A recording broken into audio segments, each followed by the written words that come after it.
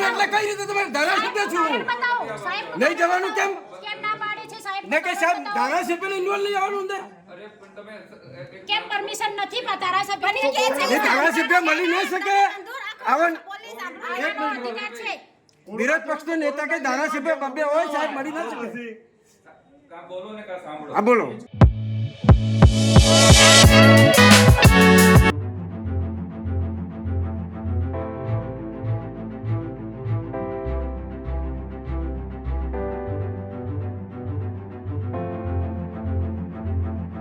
છો પણ કલેક્ટર દ્વારા આવેદન પત્ર રજૂ કરવામાં આવ્યું છે. શું કહેશો?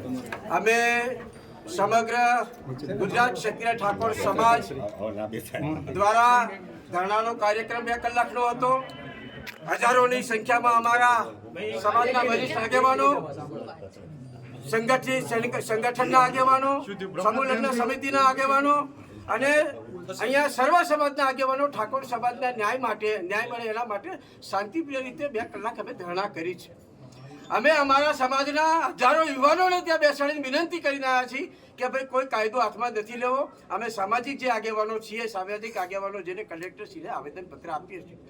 દુઃખની વાત છે કલેક્ટરશ્રી હાજર નથી. એડિશનલ કલેક્ટરશ્રી અહીંયા હાજર છે. એ એવું કે છે એમના પહેલાં તો પટ્ટાવાળા એક ધારાસભ્યનો ધક્કો મારે છે. એમના પટ્ટાવાળાને ખબર નથી પ્રોટોકોલ શું હોય. પહેલાં તો હું આ ઓફિસની બેરરની અંદર આ સરકારને અધિકારીઓને કહેવા માગું છું કે તમારા સ્ટાફને કહો કે અહીંયા આગળ ધારાસભ્ય આવે તો ધારાસભ્યનો કોઈ પ્રોટોકોલ હોય છે કે નહીં. અંદરથી અહીંયા પટેલ સાહેબ એવી સૂચના આપે છે કે મને કોવિડ થયો છે, તમારી સલામતી માટે હું તમને ના પાડું છું. અરે સાહેબ, તમને કોવિડ થયો છે તો તમે ઓફિસમાં હાજર કઈ રીતે રહી શકો?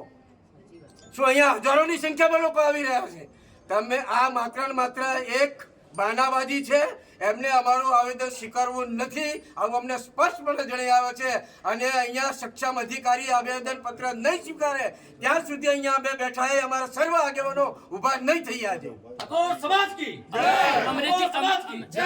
બે ધારાસભ્ય અને ઠાકોર સમાજના બધા આગેવાનો જ્યારે આવે અને કલેક્ટર ઓફિસમાં એવું વ્યવહાર થાય, હું વિરોધ પક્ષનો નેતા છું, અમદાવાદ શહેરનો ધારાસભ્ય હાજર છે, ઠાકોર સમાજના બધા આગેવાનો છે. જે રીતે એ લોકોએ ગરીબ લોકોને હેરાન કર્યું છે અને આ લોકોની દાદાગીરી જો તમે અહીંયા આવેદનપત્ર પણ એક્સેપ્ટ નથી કરતા. આ લોકોની આવી દાદાગીરી એટલા માટે આજે ઠાકોર સમાજ સડકો પર ઉતરેલો છે ને આવી જ પરિસ્થિતિ રહેશે તો આંદોલન બહુ આક્રમક બનશે. શું કહ્યું આપને અત્યારે અંદર જવા માટે? આવેદનપત્ર લેવા માટે તૈયાર નથી એ લોકોની માનસિકતા તમે જો. ગરીબ લોકોના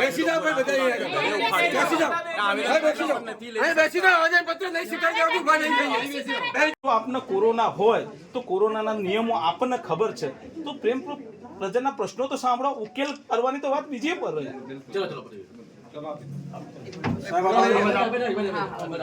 આ સર્વ ઠાકોર સમાજ ના તમામ ગુજરાતના વરિષ્ઠ આગેવાનો, સંગઠનના હોદ્દેદારો, રાજકીય સામાજિક અગ્રણી આગેવાનો દ્વારા હજારોની સંખ્યામાં અમારો ત્યાં સમાજ બેઠો છે. અત્યારે હાલ ત્યાં આ સમાજના જે 150 મકાનો તોડી નાખ્યા છે એ મકાનો બિનઅધિકૃત રીતે તોડવામાં આવ્યા છે.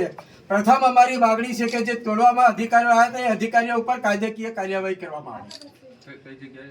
રામાજીની ચાલી કેશવનગર કોર્પોરેશન દ્વારા ડિમોલિશન કરવામાં આવ્યા છે.